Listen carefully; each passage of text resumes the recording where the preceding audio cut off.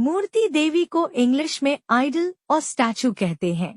पंडाल को इंग्लिश में माखी कहते हैं। राक्षस को इंग्लिश में डीमन कहते हैं। देवी देवता को इंग्लिश में डेटी कहते हैं।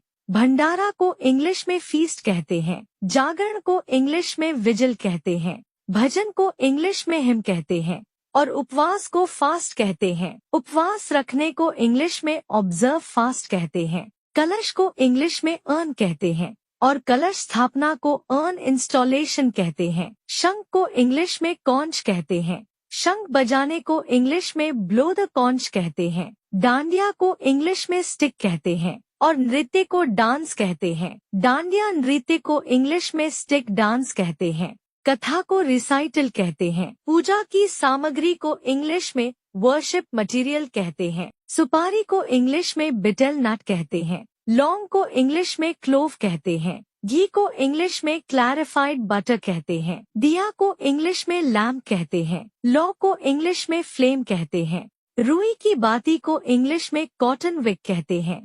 धूप को इंग्लिश में इंसेंस कहते हैं।